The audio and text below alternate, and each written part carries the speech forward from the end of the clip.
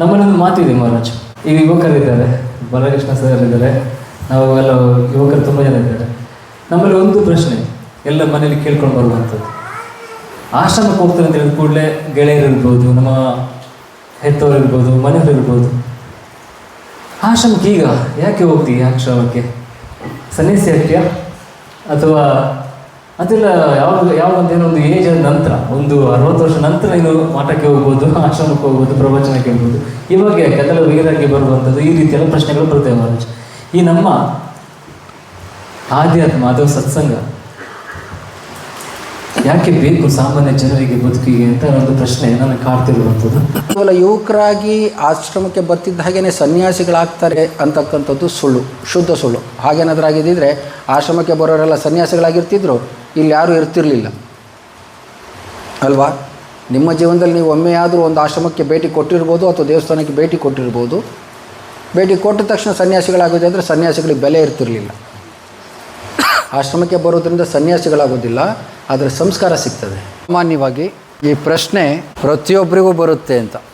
ನಾನು ಮನೆ ಬಿಟ್ಟು ಆಶ್ರಮ ಸೇರಿದಾಗಲೂ ಕೂಡ ಈ ಪ್ರಶ್ನೆಯನ್ನು ನನಗೆ ಕೇಳಿದರು. ನಾವು ಸುಮ್ಮನೆ ಕೂತ್ಕೊಂಡು ಸ್ವಲ್ಪ ಯೋಚನೆ ಮಾಡುವ. ನಾವೆಲ್ಲರೂ ಕೂಡ ಬೆಳಿಗ್ಗೆಯಿಂದ ಸಂಜೆ ತನಕ ಅಥವಾ ನಮ್ಮ ಜೀವನದಲ್ಲಿ ಯಾವಾಗಲಾಗುತ್ತೆ ಯಾವುದಕ್ಕೋಸ್ಕರ ಹೋರಾಟ ಮಾಡ್ತಾ ಇದ್ದೀವಿ, ಏನಕ್ಕೋಸ್ಕರ ಇಷ್ಟೆಲ್ಲ ಕಷ್ಟಪಡ್ತಾ ಇದ್ದೀವಿ. ಬೆಳಿಗ್ಗೆ ಎದ್ದು ಹೊಲಕ್ಕೆ ಹೋಗೋರಿದ್ದೀರಿ, ಕಂಪ್ನಿಗಳಿಗೆ ಹೋಗೋರಿದ್ದೀರಿ, ಕೆಲಸ ಕಾರ್ಯಗಳಿಗೆ ಹೋಗ್ತೀರಿ, ಬಹಳ ಕಷ್ಟಪಟ್ಟು ಸಂಜೆ ಮನೆಗೆ ಬರ್ತೀರಿ. ಏನಕ್ಕೋಸ್ಕರ ಅಂತ ಒಬ್ಬೊಬ್ಬರು ಒಂದೊಂದು ರೀತಿ ಉದಾಹರಣೆಯನ್ನು ಹೇಳ್ತಾ ಬಂದರೂ ಕೂಡ ನಮ್ಮ ಸಾಧು ಸಂತರು ಅದನ್ನೆಲ್ಲ ಒಂದೇ ಒಂದು ವಿಚಾರದಲ್ಲಿ ಇಟ್ಟಿದ್ದಾರೆ. ಪ್ರತಿಯೊಬ್ಬರು ಕೂಡ ಆನಂದವನ್ನು ಅನುಭವಿಸ್ಬೇಕು, ಸಂತೋಷವಾಗಿರಬೇಕು, ನೆಮ್ಮದಿಯಿಂದ ಇರಬೇಕು ಅಂತ. ಅದು ಒಂದೇ ವಿಚಾರಕ್ಕೋಸ್ಕರ ಪ್ರತಿಯೊಬ್ಬರು ಕಷ್ಟಪಡ್ತಾ ಇರೋದು. ಅದಕ್ಕೆ ನಮ್ಮ ಹಿರಿಯರೊಬ್ಬರು ಹೇಳ್ತಾರೆ, ಆ ಆನಂದವನ್ನು ಪಡೀಲಿಕ್ಕೆ ಪ್ರಯತ್ನವನ್ನು ಮಾಡಬೇಕಾಗಿರೋದು ಯಾವಾಗ ಅಂತಂದರೆ, ಯಾವಾಗ ನಾವು ಯುವಕರಾಗಿರ್ತೀರೋ ಆವಾಗ ಪ್ರಯತ್ನ ಪಡಬೇಕು. ವಯಸ್ಸಾದ್ರ ಮೇಲೆ ಪ್ರಯತ್ನ ಪಡೋಕ್ಕಾಗೋದಿಲ್ಲ. ಯಾಕೆ ಅಂತಂದರೆ ಈ ಸಂಸಾರದಲ್ಲಿ ಆನಂದ ಸಿಗೋದು ಭಾಳ ಕಷ್ಟ. ಕಬೀರ್ ಒಂದು ಮಾತು ಹೇಳ್ತಾರೆ, ಬೇವಿನ ಮರವನ್ನು ಬಿತ್ತಿದ ನಿನಗೆ ಮಾವು ದೊರಕುವುದೇ. ನಾನು ಸ್ವಲ್ಪ ಸುತ್ತಿ ಬಳಸಿ ಬರ್ತಾ ಇದ್ದೀನಿ, ನೇರವಾಗಿ ಉತ್ತರ ಕೊಡಲ ಅಥವಾ ಒಂದೊಂದೇ ಮಾತಲ್ಲಿ ಅಥವಾ ಸ್ವಲ್ಪ ಸುತ್ತಿ ಬಳಸಿ ಹೇಳಲ್ಲ, ತೊಂದರೆ ಇಲ್ಲಲ್ಲ. ಯಾಕೆ ಅಂತಂದರೆ ಬಿಡಿಸಿ ಹೇಳುವ ಅಂತ, ಯಾಕಂದರೆ ಆಲೋಚನೆ ಮಾಡಬೇಕಲ್ವ, ಅದಕ್ಕೋಸ್ಕರ. ಇಲ್ಲ ಒಂದೇ ಮಾತಲ್ಲಿ ಹೇಳೋದಾದರೆ ಹೀಗೂ ಹೇಳ್ಬೋದು. ಯಾರೋ ಒಬ್ಬರು ಭಗವದ್ಗೀತೆಯನ್ನು ಅಧ್ಯಯನ ಮಾಡಲಿಕ್ಕೆ ಹೇಳಿದಾಗ ಅಲ್ಲೇ ಅದು ಅರ್ಥ ಆಗೋದಿಲ್ಲ. ಹೌದು, ಯುವಕರಾಗಿದ್ದಾಗ ಅದು ಅರ್ಥ ಆಗೋದಿಲ್ಲ. ಅರ್ಥ ಆಗೋದು ವಯಸ್ಸಾದ್ರ ಮೇಲೆ, ಅದನ್ನು ಮಾಡೋಕ್ಕಾಗೋದು ಯುವಕರಾಗಿದ್ದಾಗ.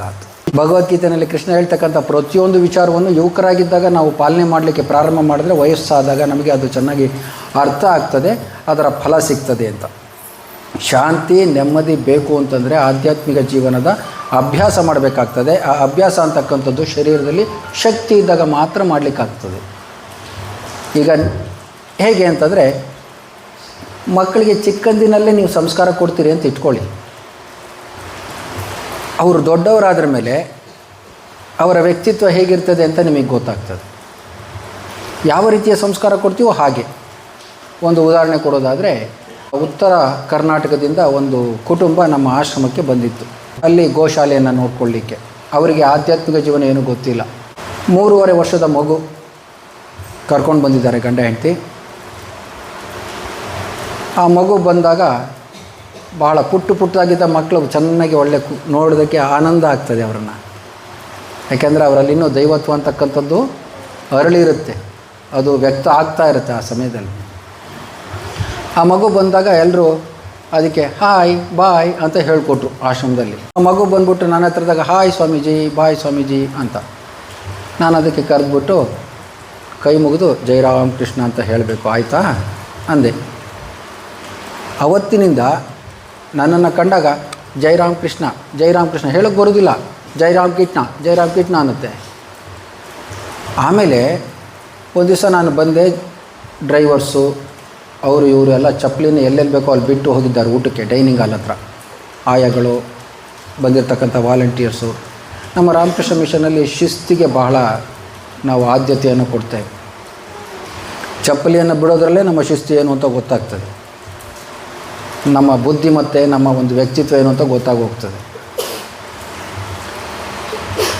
ಅವರಿಗೆಲ್ಲ ಬೈದು ಹೇಳ್ತಾ ಇದ್ದೆ ನಾನು, ಚಪ್ಪಲಿಯನ್ನು ಸಾಲಾಗಿ ಬಿಡಿ, ಎಲ್ಲಂದ್ರೆ ಅಲ್ಲೇ ಬಿಟ್ಟು ಹೋದರೆ ಸ್ವಾಮಿಗಳು ಬರಬೇಕಾದ್ರೆ ಅವ್ರು ನಿಮ್ಮ ಚಪ್ಪಲಿಯನ್ನು ತುಳ್ಕೊಂಡು ದಾಟ್ಕೊಂಡು ಬರಬೇಕಾಗ್ತದೆ, ಸಾಲಾಗಿ ಬಿಡಿ ಅಂತ ನಾನು ಎತ್ತಿ ಜೋಡಿಸ್ತಾ ಇದ್ದೆ ಲೈನಿಗೆ. ಆ ಮಗು ಚಪ್ಪಲಿಯನ್ನು ಬಂದು ಬಿಟ್ಟು ಓಡಿ ಹೋಯಿತು. ನಾನು ಚಪ್ಪಲಿಯನ್ನು ಜೋಡಿಸ್ತಾ ಇದ್ದೆ, ನೋಡ್ಕೊಂಡು ಹೋಯಿತು. ಮಾರನೇ ದಿವಸ ಬೇರೆಯವ್ರ ಚಪ್ಪಲಿ ಎಲ್ಲ ಹೇಗಿತ್ತು ಏನೋ, ಆ ಮಗು ಮಾತ್ರ ಬಂದು ಗೋಡೆ ಪಕ್ಕದಲ್ಲಿ 2 ಚಪ್ಪಲಿಯನ್ನು, ಸಣ್ಣ ಚಪ್ಪಲಿಯನ್ನು ಹಿಂಗೆ ಬಿಟ್ಟು ನಡ್ಕೊಂಡು ಹೋಗ್ತಾಯಿತ್ತು. ಅವ್ರ ಅಮ್ಮನ ಕರೆದು ತೋರಿಸಿದೆ, ನೋಡಿದ್ಯಾ ಆಶ್ರಮದಲ್ಲಿ ನೀನು ಬಂದಿದ್ದಕ್ಕೆ ನಿನಗೆ ಆದಂಥ ಲಾಭ ಏನು ಅಂದರೆ ಮಗುಗೆ ಸಂಸ್ಕಾರ ಸಿಗ್ತಾ ಇದೆ.